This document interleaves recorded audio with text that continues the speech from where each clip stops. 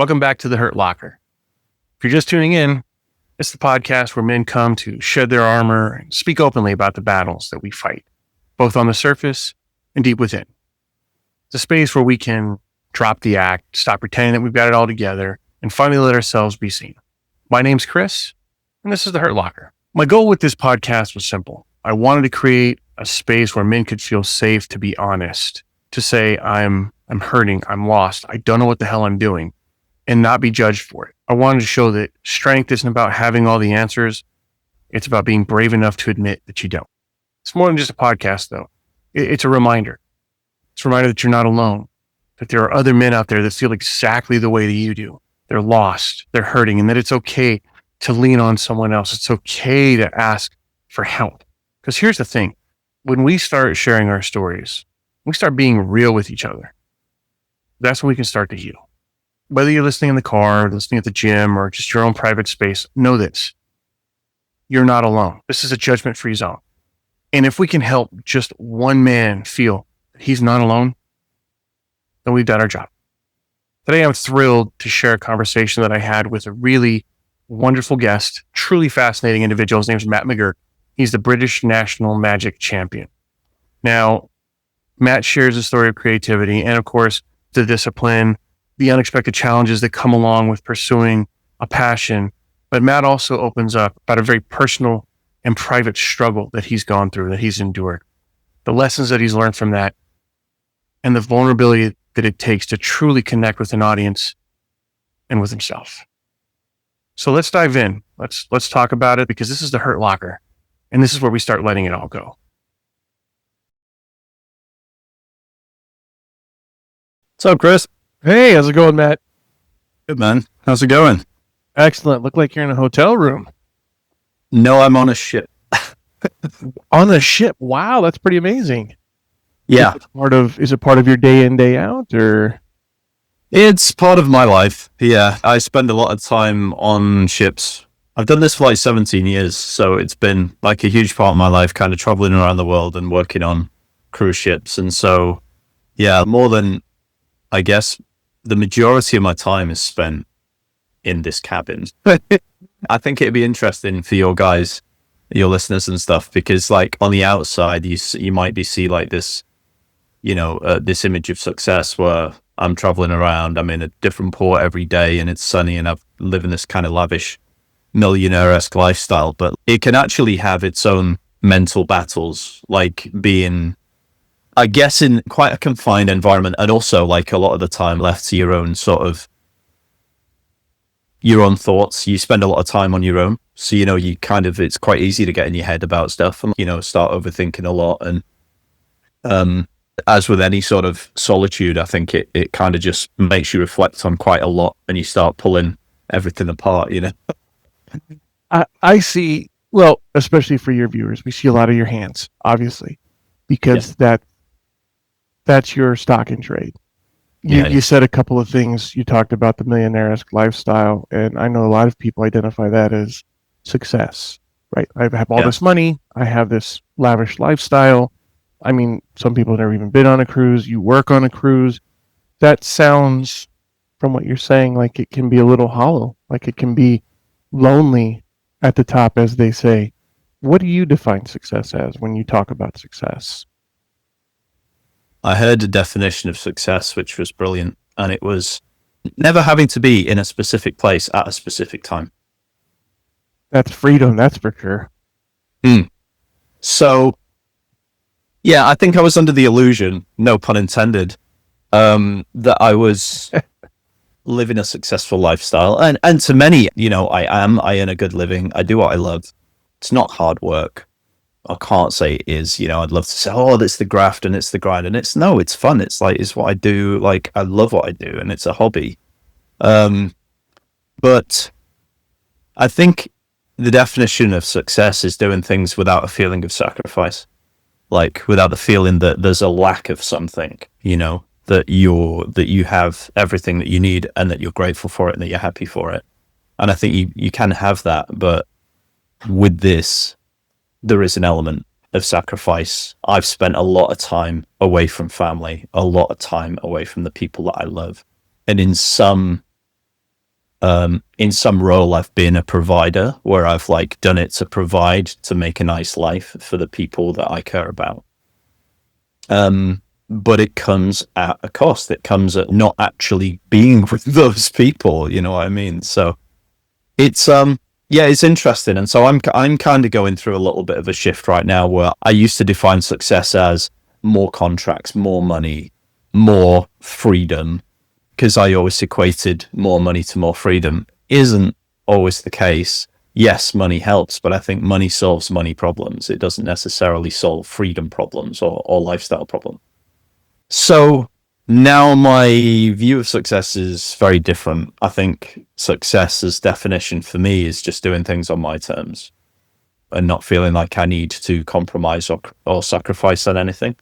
And so when you've seen the YouTube channel, no doubt you've seen me like promoting my courses and my online stuff. Like that is my focus now, because that is now starting to give me an element of, hey, if this or when this grows, and I don't say grows because it's at a very good point now, but when it becomes stable, I'd say, because it is a little unpredictable right now, it'd be quite a new thing. When it becomes stable, then I can basically pick and choose where I work from. I won't necessarily need to be on ships anymore to provide the kind of life that I want, which is I don't want to feel like I need to look at my bank every time I spend money. You know, I'd like that sense of security that I've got this little pot and I can afford to live the kind of life that I want. And it's by no means lavish. It just means that I've got a little bit more than what I need. That's kind of like my focus now. That's my opportunity. That's the way I see with the courses and the YouTube and all that stuff, is like basically, well, now because I could do that remotely, I can do that with family. I can do that with the people that I care about and the people I want to spend time with. And I won't necessarily have to leave those people for months at a time. It's weird, you know, like I was thinking about the time away, and say, for example, I spend a lot of my time on ships performing. I'd say probably 7 or 8 months a year, though I am like cutting back as I get a little bit older and as I get a little bit more aware that maybe it's not all about money and it's not all about the next contract or the prestige. So I look at it like this. Say if I spent 6 months away, I've got 6 months at home and I've got 6 months away. After 2 years, that compounds. I've now spent a year away from the people that I love. I've been doing this for 17 years. So that all starts adding up and it starts to sort of put things in perspective. Are you married? No. I was married. It doesn't help spending so much time away from the people that you care about. Any children? No children. No. Which is kind of another thing. I was so career focused that I didn't really consider anything else. So, yeah, I feel like this time. Always time. Yeah, sometimes you can get locked into a certain way of thinking and you kind of miss out on things. That's true. You 17 years ago. So, I mean, you look like a young man right now. Probably a little younger than me. I'm almost 50. I would say that you're probably early 30s, maybe. You're very kind. Okay. Very kind. So, well, I mean, you're fit, you know, you got all your hair, you know, yeah, you have it all together. What made you want to, I mean, the desire for magic, I mean, that takes me back to childhood, obviously. I know when I see it that it's a trick, it's an illusion. However, when I'm watching it, I want to believe, and I'm okay with wanting to believe that it's real. And so in that moment, I'm lost in just watching the magic, you know, pun intended, of the magic. And I assume that's why you do what you love. Tell me why you got into it. What made you want to do it, aside from the childlike wonder that we all have with magic? Do you know what? So I was in school and I saw this huge crowd of people, and I went to quite a rough school in the UK in Northwest in a place called St Helens, which I'm sure no one's ever heard of, but it's near Manchester. Okay. And so it was quite like a rough area. And so when I see this huge crowd of people in the school, I just thought it's a fight. Like that's usually what happens. But people were laughing and smiling and having a great time. And I was like, what's happening here? And it was a guy doing tricks. It was one of the older kids doing tricks. And it wasn't like your uncle knows a card trick. It wasn't like that. It was like, I've never seen anything like it. It was crazy.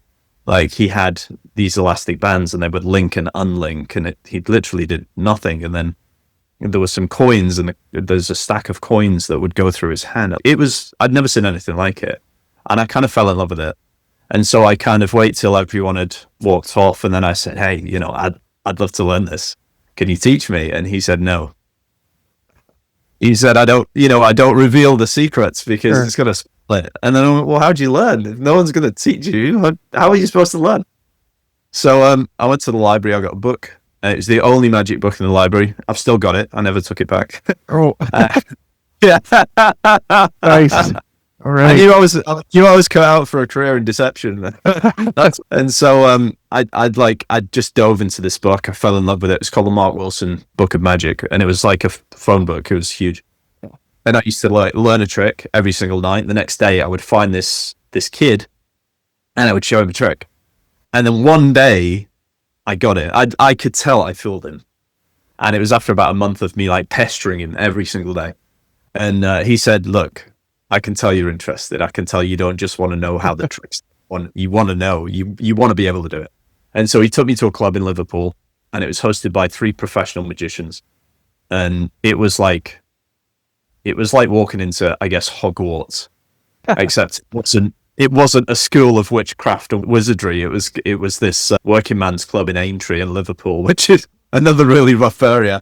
But to me, it was filled with books, DVDs, and videos of all of these secrets.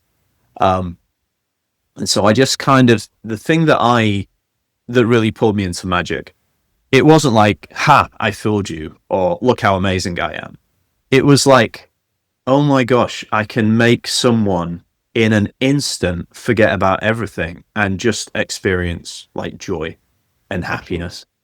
And that's where the kind of teaching element came in, because as much as I enjoy performing, I love teaching just as much. And it's because I like giving someone the ability to give someone else that feeling, like to make someone else feel happy, to make someone else feel joyful. And you don't have to be a professional magician to do that. You might just learn a couple of tricks, but if you just do that trick to like one person, one stranger, and that person's having like a bad day, he's having a crap day, and he's just not enjoying themselves. And for that split second when that coin disappears or that elastic band like snaps and comes back together, they forget about it and they'll go, life isn't so bad after all.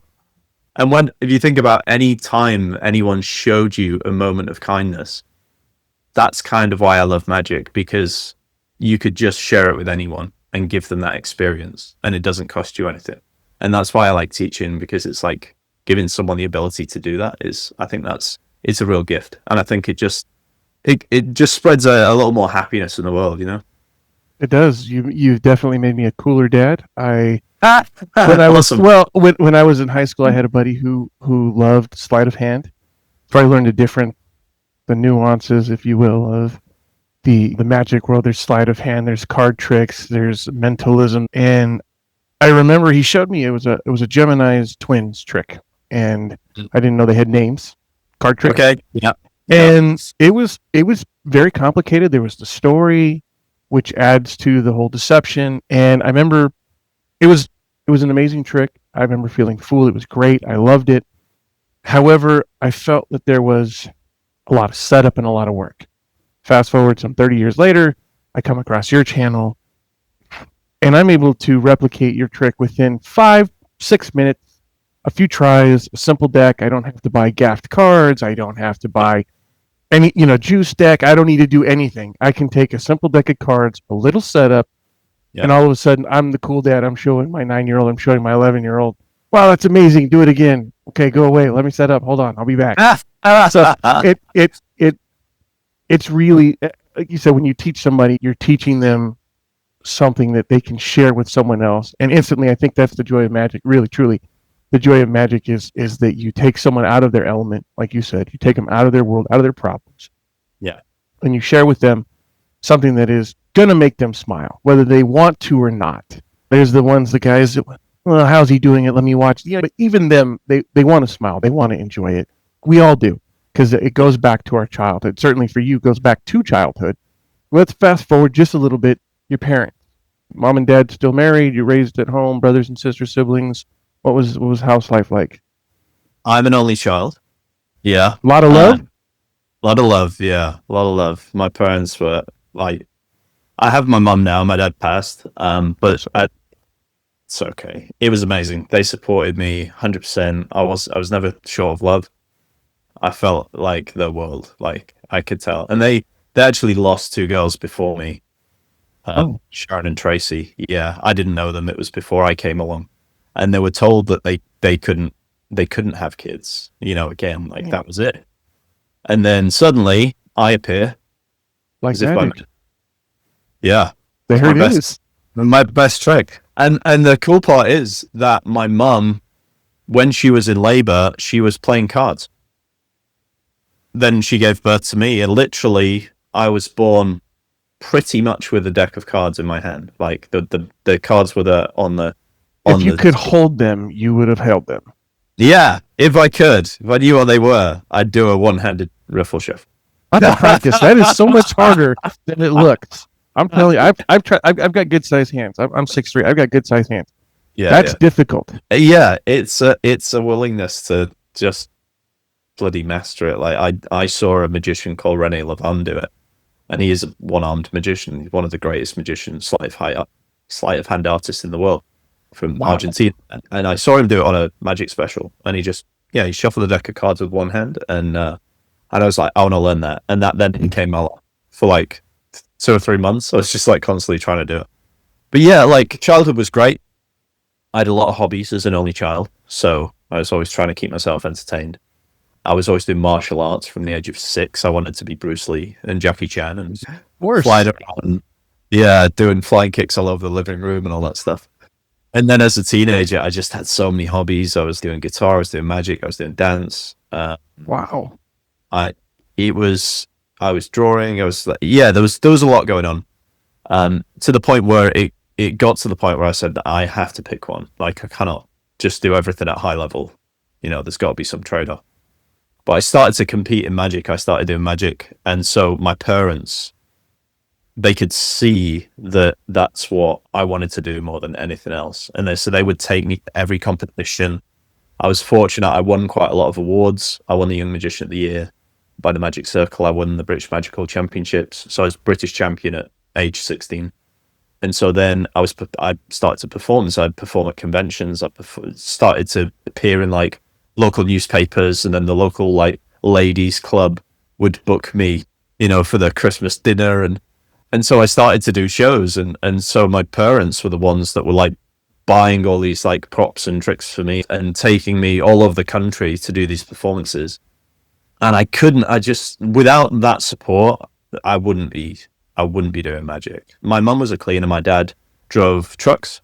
So I wasn't from a necessarily like wealthy background, but they gave everything that they could to help me succeed and supported me, and never once questioned, hey, our son wants to be a magician. They just wanted me. I think they just wanted me to be happy. They just wanted me to do something that I wanted to do, and I loved. And honestly, like without that kind of support, there's not a lot of people that get out of St. Helens.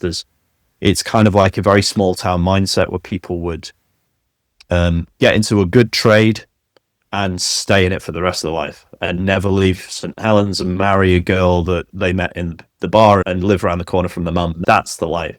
Usually, like, and small town. Yeah, small town vibe. I don't know. I wanted to go out. I wanted to explore. I wanted to see what was out there. And they enabled me to do that.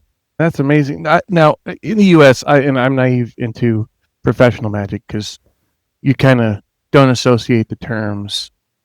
Most people don't associate the terms. I live in Las Vegas, so you have some big names that perform, and so for most everyone that I know, that's a performer. Like if you were to say you were a dancer or a singer or you were in a show, and you guys use the term professional magician. And I want to understand, because you won competitions. Do you think it's more regional to different parts of the world? Because I didn't know they had competitions. I didn't know you could be a champion. Yet I'm talking to Britain's champion, and I mean at a young age too, which is phenomenal if you ask me. To have the presence of mind, the bearing, the character, the stick-to-itiveness to be able to actually compete at such a level that you're winning a national champion for 16. Hats off. That's amazing. Thanks, Chris. That's an athlete of your profession. Well, competition taught me a lot when I was thinking about it, because it gives you a deadline.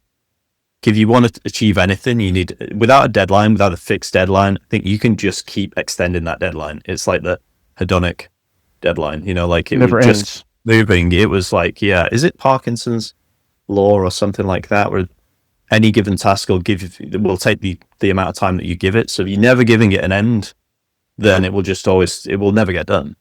So I think competition was like, right, your contest is on the 30th of July, and you gotta have it. Now you've entered, you gotta get ready. And then you've also like pushed to go, well, hey, I want to succeed. I don't just want to like turn up and give it a go. I want to win. That's the whole idea. So it would force you to be creative. It would force you to focus, sit down and dedicate a set number of hours every day. Like I would do 2-3 hours practice every day after school. And so I feel like it taught me a lot of life skills to be doing competitions. And so I think I got so much more out of it than just, hey, you've got this award or this trophy. It was actually like, now I'm going, well, if I want to achieve something, if I want to increase my conversion rate at my store by 1%, I'm going to do it by December. And here's my action plan. And here's the amount of time I'm going to dedicate every day. And it's that same work ethic and that same focus and those same principles I learned from when I was 16 doing competitions, and I'm just able to apply that now to what I'm doing later in life. So that for me is where the true value came, is like the lessons that it taught me in that way. Well, and you also had a good parental example, your dad driving trucks, your mom working as hard as she did, and then both of them pouring that into you. That's amazing. We'll take a turn here because everything's been great, and we've been talking about how wonderful things are. And all the love, but reality isn't as pretty. And I've lost a couple of months ago. I had a friend of mine take his life over his marriage, and I remember the last time I talked to him. This man was so dedicated. He finished his assignment. He worked till about 3 a.m, and then decided to go through with his plan. Which I'm thinking, who cares about what you were doing? It was more important for you to reach out instead of feeling lost. Yeah. And so it's episodes like that, and it's not the first, that have just kind of put me to a place where it's just time to open up. I'll share. I am married 19 years, together 21, 6 children. I have 4 daughters and 2 sons. And I'd like to say my life has been, all ups and very little downs. It's fairly even. My story is that several years ago, my wife and I, we got to a place where dissolution of the marriage was pretty much it. It was inevitable. And I remember thinking to myself, I don't really know who I am without my wife. I don't know what, if I can't wake up with my children, I don't know what I'm going to do. And I got to this place where it just got dark, and I started thinking, you know what? I don't want to live in a world where those aren't possibilities. And I remember grabbing my phone, because it went off. It was very early in the morning, thinking it's trying to reach me, and it was Facebook, and it was hey, do you remember this? And it was a picture, and it was my wife and the kids and me, and we were smiling. It was in happier times. And in that moment, just in that 1 second break, I remember thinking, wow, if I do this, my kids are going to be the ones to find me. My children are going to be the one to have to forever deal with this horrific sight. And they'll never be the same, and I will have stolen from them whatever innocence was left about the real world. And so I came in the house, I broke down, I got on the computer, I needed help. And the only form of help I found was Viagra and hair growth, and then some other wildly religious stuff. There wasn't anything that I needed in that moment. I didn't want to make any phone calls. I just needed an outlet. I have very, very few friends in my life, because I think friendship is like currency. It's something that is hard to come by, and it's very hard to hold on to. unless you find them when you're younger and you don't have anything that they can take from you or that they want from you. I decided in that moment to try and be that change that I wanted to see from everybody. So I didn't start the show because I had the answers. I actually started because I know what it feels like to feel alone surrounded by people. I know what it's like to think you're the only one that's struggling, to feel like you're failing at being a man by some invisible standard that we have, and Yeah. it's isolating. I see your room there, and most viewers are going to say, "Well, he's on a ship, he's having a cruise," but it could feel like a prison because he's alone. You're Mm. isolated. Sure, you have things that you can go and do, maybe not healthy for you, maybe not the best way to spend your time. So this podcast was my way of saying, enough pretending, enough with the tough guy stuff, enough with the Yeah. idea that being vulnerable is weak. And because here's my truth, the bravest thing I think any of us can do is admit that we're human. Crack open the armor and let someone else see what's inside. So Mm. that's really what my hope is. I want to create a space where men in particular can feel safe and honest, where we can say, "Hey, I'm hurting. I'm lost. I don't know what to do. I don't know what the hell I'm doing with my life." I want to show that strength isn't about having it all together, but really being brave enough to admit that we don't. I want this to be more than a podcast. I want it to be a reminder for men anywhere, everywhere, that we're not alone, that there's other men out there who feel the same way, that Yeah. it's okay to ask for help, that it's okay to lean on other people, to not have the answers. So this is in that space where I feel like, let's let go. You've had quite an amazing journey. I know that you've achieved quite a bit in your life, and that comes with challenges. We touched on that very briefly on some of those challenges. Maybe we Yeah. can get a little deeper. Let's talk about a time post your British champion success at 16. Let's Hmm. talk about a time where you felt like you were carrying a lot of weight and you maybe felt isolated for the first time. Do you remember that? Do you remember what that felt like, or the circumstances surrounding that? Yeah, man. It's been the past 6 months. Well, let's talk about the last 6 months. I think it's hard when you realize that you've kind of lost your way and lost yourself. And it takes a lot of. Sometimes the universe will teach you a lesson, whether you ask for it or not. And it will force you to sit up and take notice. And that's basically what's happened to me. And it's forced me to look at who I am as a person and to really dig deep about what I value, what I want, what I'm looking for in life. Because, like we talked about before, me being away all the time, I realized that it isn't actually making me happy.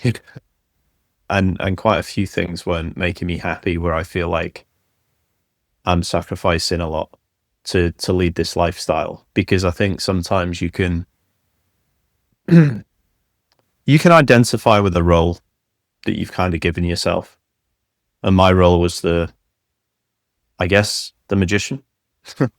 Like I would work on cruise ships and I was the magic guy and I would make people happy. And that's great. I love doing that. But I get to do that one day out of every 10 at the moment. I'll do a show on one night of the cruise. And for the other 9, I'm here. And it's hard.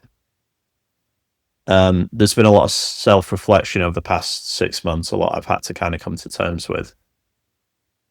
And like you were saying, you realize it takes a lot of strength to realize that you're not okay and to reach out and to try and find a way to heal and to find out who you really are and what you really want.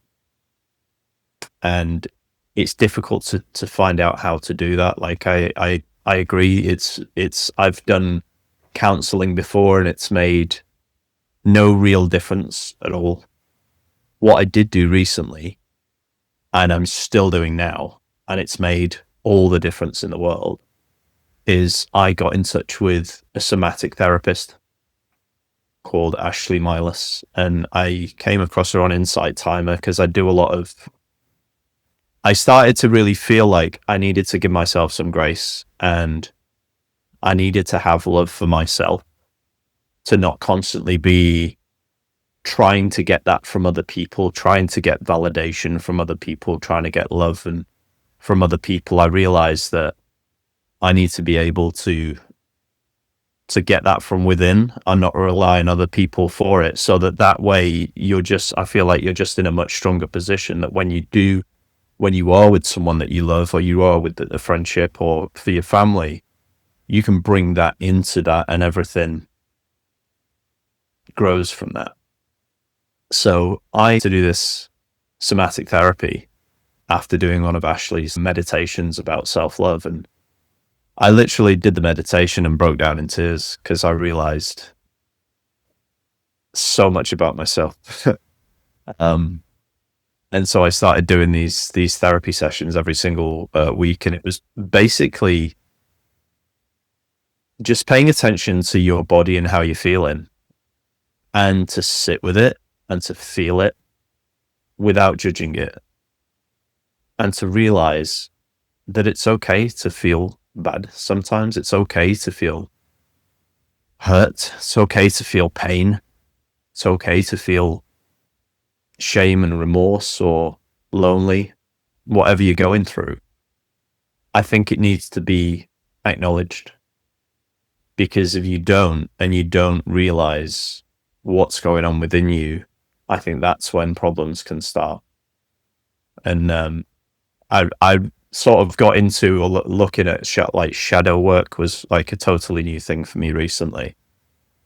And it was basically describing that you have almost like two children inside of you. You've got the loving, beautiful, innocent child that like gets all the love and attention. And then you've got the other side of you that is vulnerable and scared and doesn't speak up because it's scared about appearing weak or needy or clingy or needs something. And that gets pushed aside and ignored.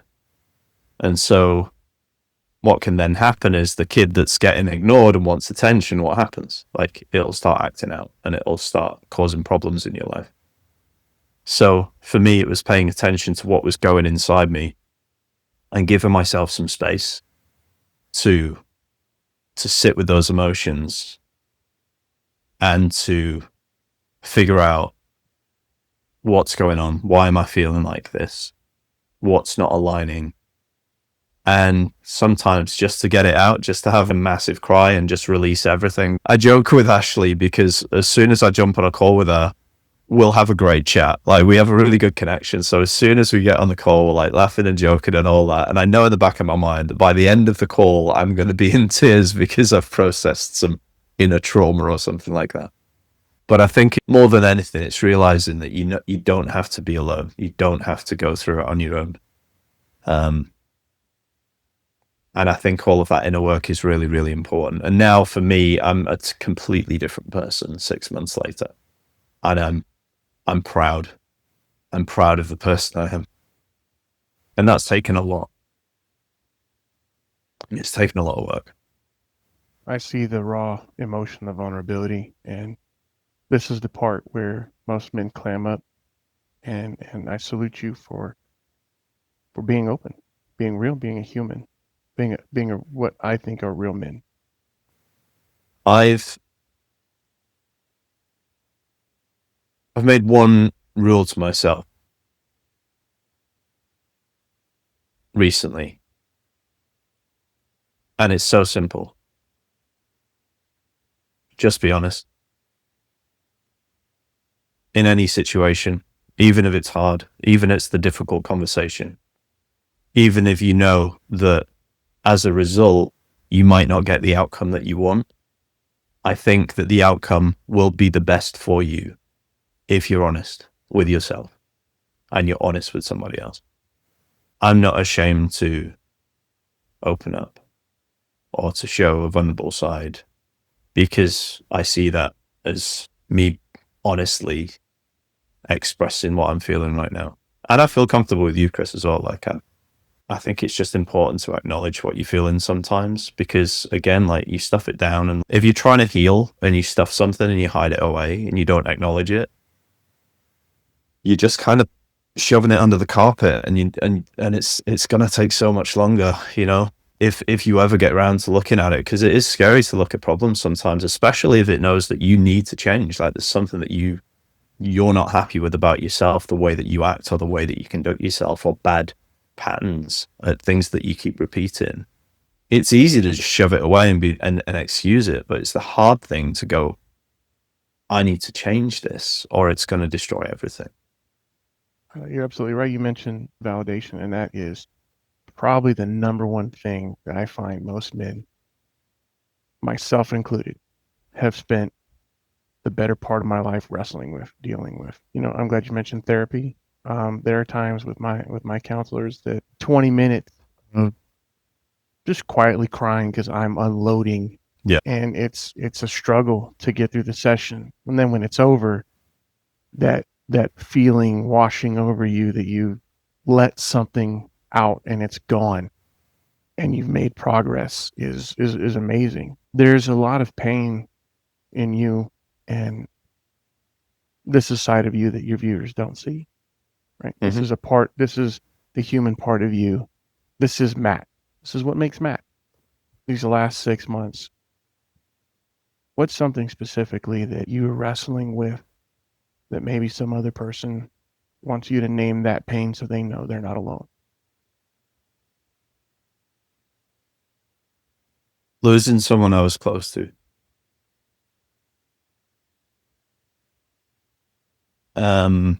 Yeah, it's difficult. I think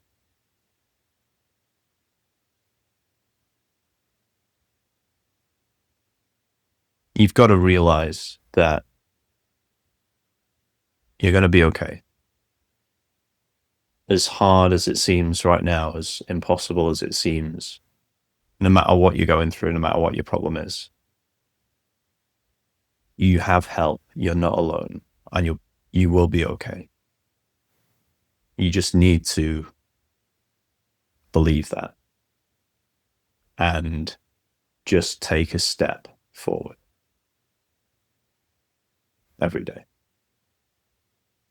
and show up as your best self. Give yourself grace. Give yourself time to heal. And know that somehow, even though you don't see it right now, you will find happiness again. And you'll learn a lot. Life is constantly teaching you lessons. And if you listen and you apply those lessons in however you can, you will come out stronger. You will come out a better person. You will come out happier. Just always have hope. I know a lot of us will carry the stones of emotion and trauma that are with us. And as children, we adapt for survival. As adults, we become what other people need us to be sometimes. A lot of people will use the term, you'll get over something. I'm guilty of that too. But a lot of times I think it's not about getting over. It's about enduring. It's about going through, suffering, and living through a situation. Mm-hmm. There's a lot of weight of expectation, you in particular, because of your chosen profession. Nobody wants to see a crying clown. Nobody wants an unhappy magician. Yeah. You are forced into whatever's going on in life. You have a deadline. You have a show. It is coming up on a certain day, the 10th day. 9 days, little Matt, inner Matt, has to contend with real life, real trauma, real pain, real suffering. And on day 10, performer Matt, the magician, must come out. Yeah. He has an obligation, which, you're performance driven. Your word absolutely means something to you. more important than your word is how do people feel when they're done seeing you, and then the joy that you want to share with the world. There's so much of you that you are sending out into the world that for those 9 days when Matt has to recover, what's left? And with what is left, with the massive amounts of work that it takes to get through trauma, is a challenge. It's a challenge to be vulnerable. It feels dangerous, especially when it's tied to past hurts. I feel like you have been able to release some of that weight. Do you find it challenging to let yourself be seen as vulnerable or heard to others in your inner sanctum, in your inner circle? I'm very lucky.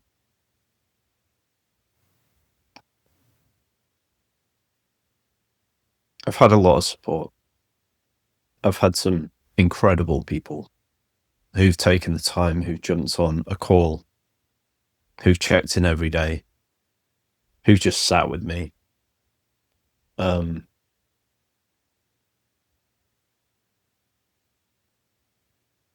I think that's been a huge part of it. Also, my channel and my shows, I've produced some of my best work in the past 6 months because I think I've been so driven to show up as I want to be seen at my best and to give my best and to give my all and to make people feel the joy now more than ever, because I realize, and I've had so many emails, Chris, of people saying, I'm struggling with this. I've just been diagnosed with this. I have Parkinson's. I have ADHD. I am an addict. I'm now, on the road to recovery. And your channel helps me. It gives me hope. It makes me happy. And I have all of that love coming at me. And I see all the good that I can do.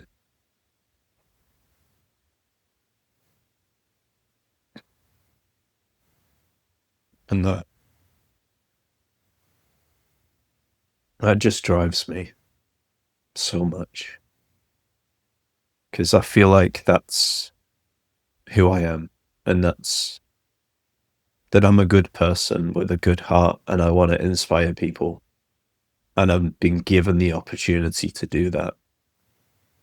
So no matter what I'm going through, I'm going to continue to give people that hope, that love, that entertainment, whatever it might be. But if it just helps, if it just inspires, if it just gives them a little space, I'll do it.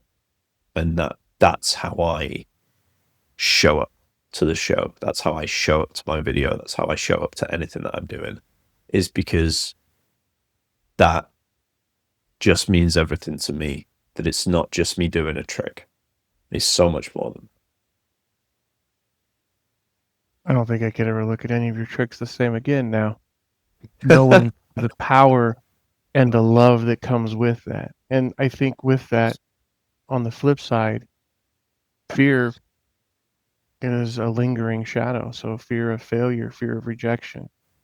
What fears have you carried with you, and how do you navigate them now after therapy and going through what you've been going through?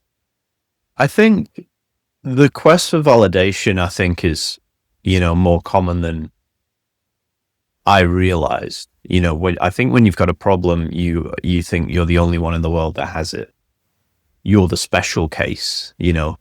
I've actually got I've got a band here that I was given to by a preacher on the ship. So yeah, I am second. All right. I'm second. And it was given to me by the preacher because I do a workshop on the ship where I talk about, I teach magic, but as you've probably guessed, it usually goes a bit deeper than that. And it's about giving people hope, taking people out of something, just being able to do a simple trick that can make the difference and give someone that joy, and it costs you nothing.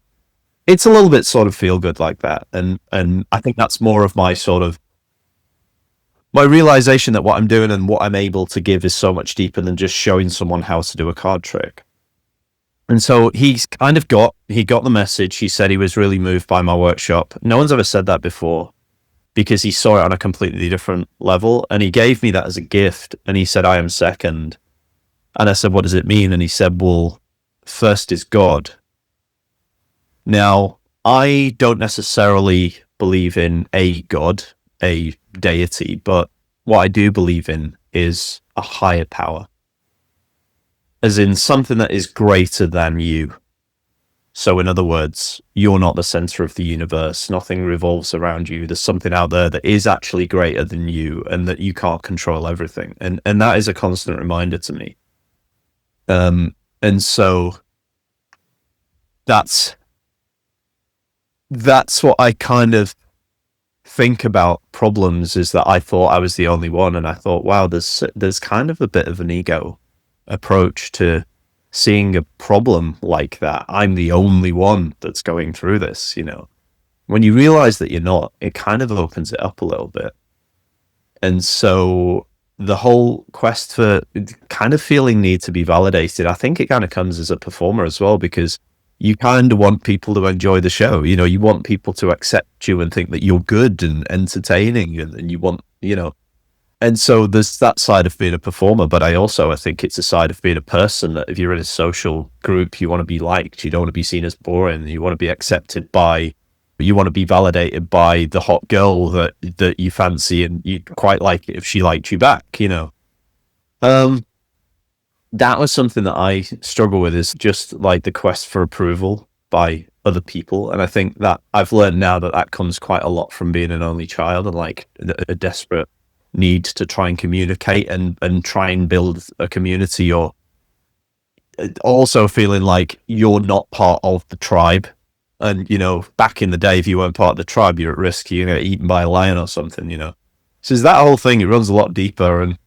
And that was my thing that I carried with me, and I struggle with, is just like the constant need to sort of seek validation from kind of other people, from an audience, to appear more successful than I am, or more, you know, funnier or whatever, or just try and appeal to someone else. I realize you've kind of got to validate yourself. You've got to be happy with you, regardless of other people. And it's a really easy thing to say, and it's a really difficult thing to do. But I think the more that I've worked on that, the just happier overall I've become. And I've used things like kind of more of a stoic approach, where you focus inwardly on the things that you can change, and you let external things just take care of themselves. And, you know, an external thing is what somebody thinks about you, you know. So I've used a lot of different things to try and sort of heal. And I think there are resources out there. It's kind of finding the things that work for you. And when something hits, just go down that journey and see how far you can go. And if it resonates with you, then go for it. But that's I guess that's one of the things that I've carried with me, that I've kind of needed to really work on as a performer, as a person, as a human, as a man. Yeah. It's just amazing to, even in this call, to see the journey we're going on. And I like it because you speak a lot of truth. You know, as children, especially as an only child, we seek approval at a very young age, right? Well, hey mom, dad, hey dad, look at this. Whatever it is, we reach out for that approval. We go through the crucible of life. We get to our formable years. We become young adults, and you fall into a special class of people. I put you in a group of entertainers, because your work is a whole nother level. It is based on the approval of others. So if you're a terrible actor, you're not going to get a role. If you can't sing or perform, you're not going to get a gig. The better you are, that equate in the most realist of senses, it equates to better contracts, better ships, better platforms.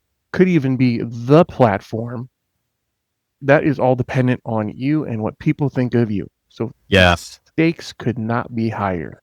Yeah, it's horrid. That's the way it is. That is the pressure cooker that you exist. Most of us just have to go and make sure our boss is happy, make sure our job is done, punch out, go home, to whatever that means. You have a whole nother just inferno to exist in. And I think the competition at these kinds of levels. I mean, you slip up once, this other guy's got your job next season. You don't have one. Yeah, you feel that as well. You feel like, that's why you're always kind of driven to do your best, because there's God knows how many other 1,000 people in line waiting to quite happily take your spot. And that helps a lot with a whole being grateful for the position you're in, because it's easy to complain and go, oh, I've got a night where we're overnight in Istanbul and I'm going to have 20 people in the audience and no one's going to see my show. Ego, ego, ego.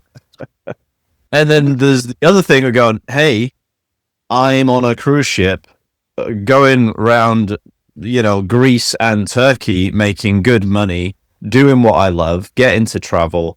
And there's 1,000 other people who would kill for this, who are working some birthday party wishing they could be on a cruise ship. So, yeah, I think gratitude is a good kind of antidote to that. It's a funny old business. It is based on approval. So you've got to kind of keep your ego in check and be grateful for the position you're in. And when anyone says you're the best or this is amazing, just take everything with a pinch of salt. I think that validation, which is a part of the job, and it's not something that you're seeking for personal gratification. I want to be the best because I think I need to be the best. I feel more of it is driven by I have to be the best because this is what I do. I think it speaks to the unbreakable part of you and who we are that carries us through our dark mode. It's the duality of I'm a humble person. I am also a very ego-driven person because I have to be the best for what I do. So you have that duality, you keep that balance, which creates this journey of healing for you that you're on. And we know what healing looks like for you because you've explained it so eloquently. It's in your delivery. It's what you do. It's in what you give back. Again, most of you. Are there times outside of your shows where you feel truly seen and safe? Yeah, there are certain people that I know I can be. To be honest, I just try and, like, it goes back to what I said before about honesty. I just I try and show up now as honestly as I can with anyone that I meet. Obviously, there's people that I feel more comfortable with, friends and family. My therapist has been incredible, and she's definitely someone who I can sit down with. And I feel like even if it is a difficult conversation, I know initially when I went to her, I had a lot of guilt and shame, and I wasn't. Yeah, I was beating myself up a lot. The more I opened up and the more honest I was, just the freer I felt. I felt like everything was just kind of lifted off me. I think it's important to have a network of people that you can be yourself. You don't have to show up as a certain role or a certain thing. And you were saying something about being the best because of you get better contracts and stuff like that. Like, I think initially there was an element of that, but I think now it's more a case of I just want to show up as the best version of me in all aspects of my life. And I think that the good stuff will come as a result of that, but it shouldn't be the driving force behind it. So if you can be the best husband that you can be, if you can be the best father that you can be, if you can be the best at whatever it is that you do, there's a certain pride and power that comes with that will make you feel like you're just showing up as your best self in all aspects of your life. And I think if you can get to that point where you hold yourself to that standard across all disciplines, then it's really hard not to feel proud of who you are. And with that comes, I think, certainly for me, I feel a lot freer and I definitely feel a lot happier. I think that's that full circle healing transition that you've made, because when we talked about it originally, what we defined as success is better contracts, and you're saying now success is the best version of me. Period. That's emotional, that's professional. And I think that the stories we tell ourselves would change over time, certainly. And, you've rewritten that story about yourself through life. And hope for you, from what I'm feeling now, from what we've talked about, is in the little bits that you do every day. As you said, waking up, being honest, putting that out there, even if we don't get what we want out of it, even if that transaction is not in our favor. Yeah. And maybe it's just me, but the child inside of us often carries the weight of our early wounds. But if Matt could go back and talk to his younger self, maybe the one that just won the Magic Champion, what would you tell yourself? Yeah, hindsight's an amazing thing, isn't it? I had this conversation with my therapist. She actually made me do exactly this. Is this part of like younger Matt that was on his own all the time and just wanted to be seen, wanted to be liked, was trying everything. And I equaled success with validation. So if I won the competition, people like me, I get accepted into some society, some magical society. Yeah, I went through a lot of trauma as a teenager. I had like terrible acne, really, really horrific, all over my face. And I felt like I wasn't popular, I wasn't cool, I didn't have a girlfriend. A lot of that led to struggles later in life. It definitely really affected me and stuff. And the question is, would I have listened? Like if I went back That's and another question. would I have listened to the advice? Because you just don't see it. You think something's so important. I think it's really good to like realize that we're just on this big spinning planet, spinning around in space, and nothing actually. All of these things that we think are these massive problems, like it's all going to go at some point, So what seems like the biggest thing in the world at that moment in time, where I felt like I didn't have any friends, I wasn't popular, like I didn't know that later in life I'd have 1,000 people twice a night, like absolutely captivated with what I was doing. I couldn't foresee that. I think it's really hard to sort of give advice to someone, because if they're in a place where they can't see it, it's really hard to kind of believe it. I don't think I'd have believed the advice back then if someone sat me down and went, "Hey, you're going to be great. You're going to be this really successful, happy guy who people are really going to enjoy watching, and you're going to have influence over thousands of people." Back then, as the kid, I never believed that was possible. I think you just got to have. I think faith's a really, really strong part in just believing that things will work out. And the way I see it is, you've got two options. You can believe everything's going to go to crap, or you can believe that everything's going to be great. And if eventually everything goes to crap, at least you've had much longer feeling better about it, if it's going to happen anyway. You've not prolonged the suffering. So I guess that's what I'd say. Just like have faith that everything's going to work out and the things are going to get better, and just trust in that, because more than likely you're going to achieve and experience things that you never dreamed of. It's really hard to sort of put myself in that position where I'm hearing that and believing it, because I'm in a very, very, very, very different place right now, where I thought everything was terrible and I had no confidence and I had no friends, and I isolated myself, and I did all of these hobbies to make myself happy, and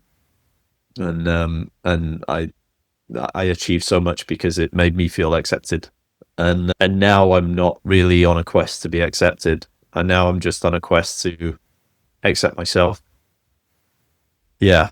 But that comes with time and lessons and experience. And it's hard, because I think you got to go through that. You can't, it's proof by experience. Wisdom that only comes through experience. Yeah. Yeah. You mentioned faith, and that is such a powerful tool. I've heard faith described as the light that survives the storm. And what form or fashion that light takes is intimately personal.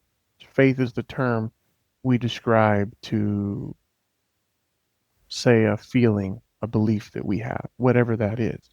And so, obviously, that light, that faith, it means something to you versus what it means to me. And I see how you honor it in your daily life. Let me ask one more guard down question. And If you could just get 5 more minutes with the person that you lost, where you are now, what would you say to them? I think this could apply to a lot of situations. When you said that, I immediately thought of my dad. I lost my dad. My dad had CLL, which is chronic lymphatic leukemia, and he was diagnosed in his, I think, his 60s. And my dad was like Superman, he'd never complain. No matter how like ill he was, he'd never show it. Or like every time he got a cold, he would just like lie in bed for 3 days and come out like absolutely fine again. To me, he was invincible. So when he was diagnosed with this, and it was difficult for him, just to see his strength and everything, it really was unbelievable. I think you can just quite easily take the time that you get, especially with your parents, for granted.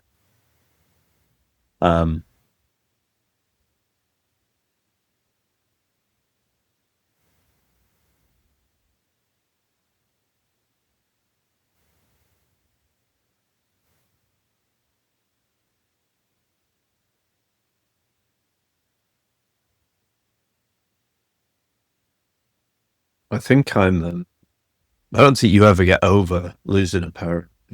It's just, it's always going to be with. I didn't have a chance to say goodbye to my dad. I was in Australia when I flew back, and I didn't get a chance to see him.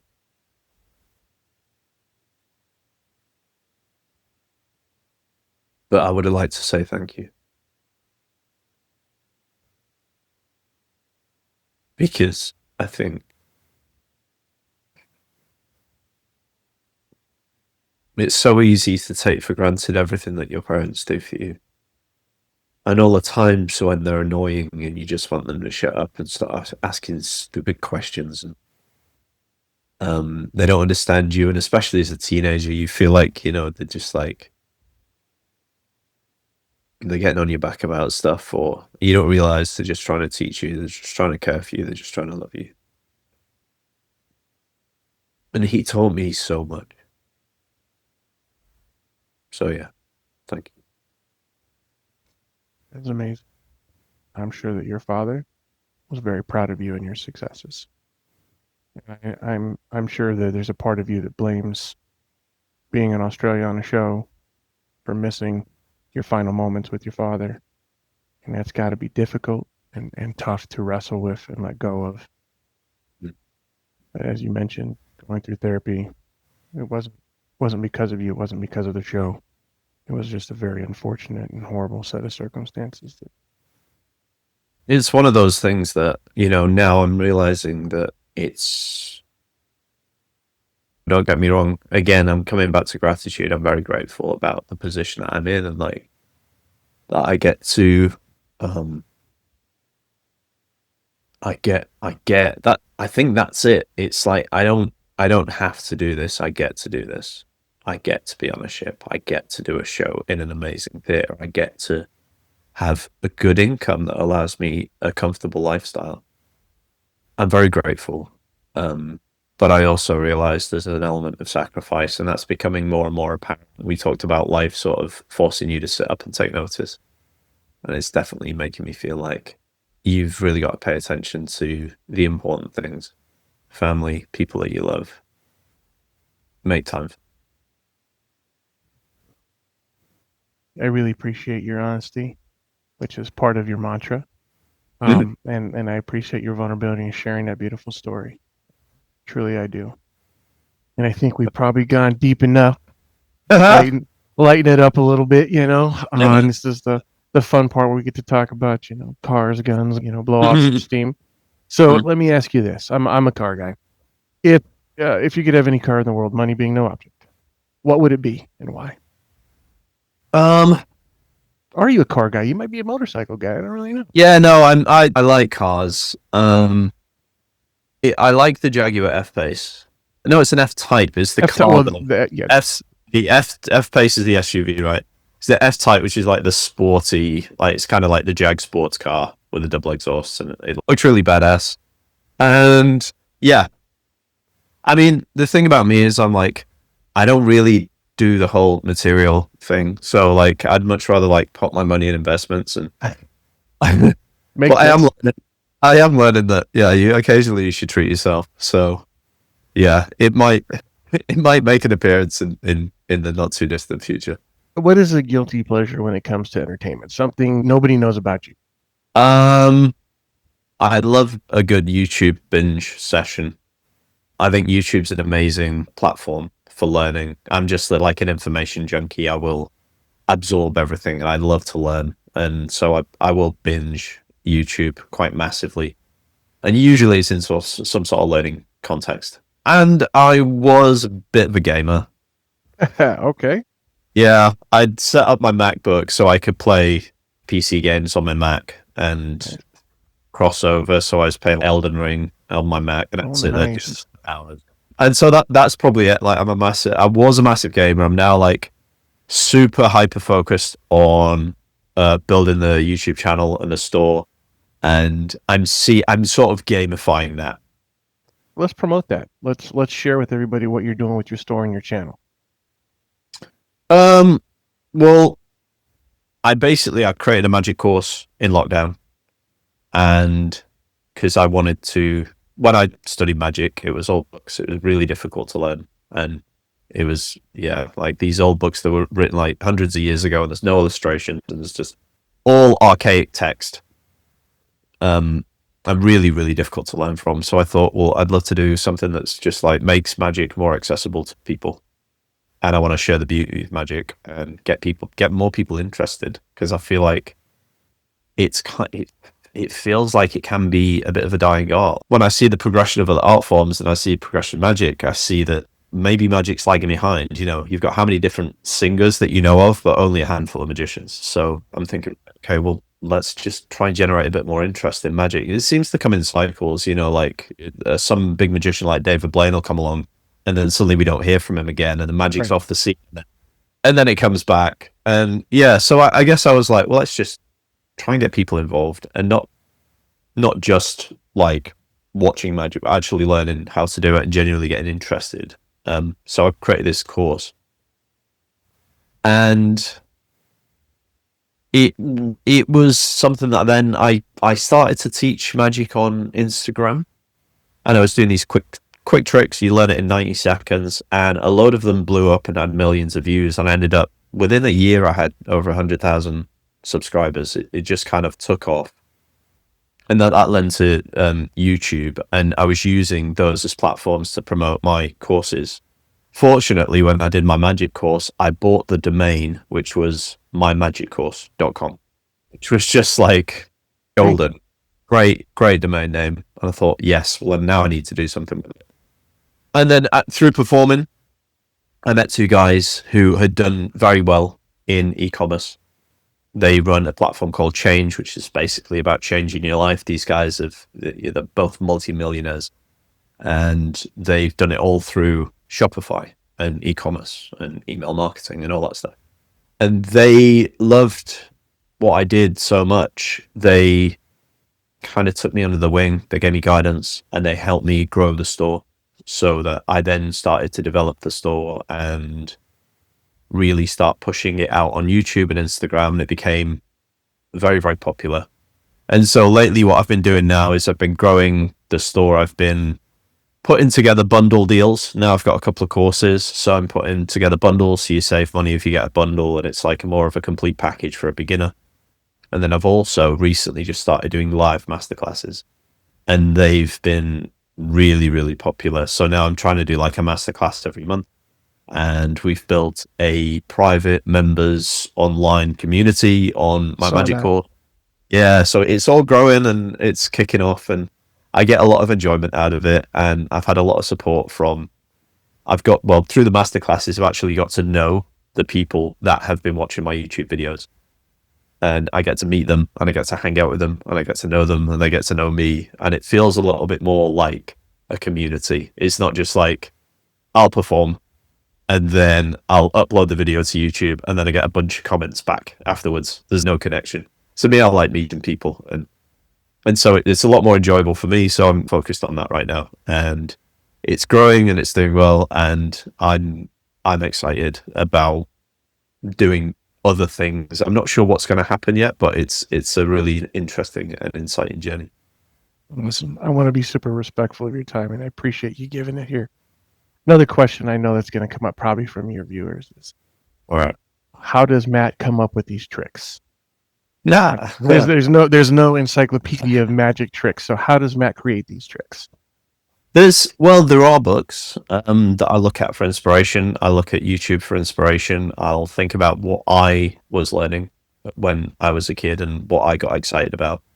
But what I'm trying to do on the channel is I'm trying to like take something that is basic and self-working and someone can learn in a couple of minutes, and I'm trying to give it a professional polish so that it's got a presentation and it's also teaching how to present and how to structure a trick in such a way that it appears like a full performance. It's not just a card trick anymore. And as a result of doing that, I didn't even realize. Initially, I thought I'd just get people coming onto especially the YouTube channel, where they wanted just to learn some tricks. And 70,000 subscribers later, I've got professional magicians telling me how much they enjoy the channel and the fact that they love what I've done with this old trick that I've then done my own thing with, and they love this change and that change. And yeah, I've had a number of went to a massive convention in Blackpool this year. They have the world's largest magic convention in Blackpool every year in February. And so you've got all these massive names of magic there. And I had a bunch of guys come up to me who I'd looked up to for years, and they were like, "Oh my God, you're the YouTube guy," and found out that I've got these pros that are enjoying what I do, and because they said I just deliver it in a different way, and I make it interesting, and I put my own spin on things. So I try and take something that's been done before. I'll try and pick out the weak parts, the bits that I don't like, that I feel like could be done better, and then I'll find out a better way to do that, or I'll see a trick that I like that might have some sleight of hand in it and might be difficult, and then I'll try and strip all of the sleight of hand away and make it accessible to everybody. And that's kind of like where my inspiration comes from. I remember one of the self-working tricks that I learned, I think it's called a Charlier shuffle or something like that. Oh yeah, Charlier. But I started going down that rabbit hole, and I was like, well, this is a really, in it of itself, this is very cool. So I started learning that, and I made that a trick of my own, showing my kids, just trying to work it so it didn't look like I was holding the cut. But you simplify a lot of it, and you explain where you're simplifying it. And I think that's really the draw, is that when I come and I watch a Matt McGurk video, I know I'm going to be able to do that same trick. And if I work on it and I give it the attention that it deserves, I can do it really well after a couple of days of putting time into it. Then it will have that professional polish. And I think that is the allure and that is the draw, because most people think, oh, you've got to spend hours and hours. You need to focus and give it the time that it deserves, and then you can do it. And then committing that to memory. So there is that. But it just, man, it is fun watching your tricks. And it makes me smile every time. It's great. And I had a whole, that's why I reached out. I had this whole library, and my wife had asked me, who's this guy? This I see, there's 15, 20 videos in here, and what's this all about? And I was like, this, watch, you'll see. And my wife is not, my wife is the skeptic. She's the critic, and I love her for it. My wife is no, let's not go down that road. So, no, I think it's amazing what you do, which is why I reached out initially. What you did, Chris, it's been really cool talking to you about. Yeah, everything. This has been a bit cathartic for me, and just healing together in this. We can both see each other, and we can both identify as human beings, as men, where we're at. Thanks, mate. I appreciate it. You take care, brother.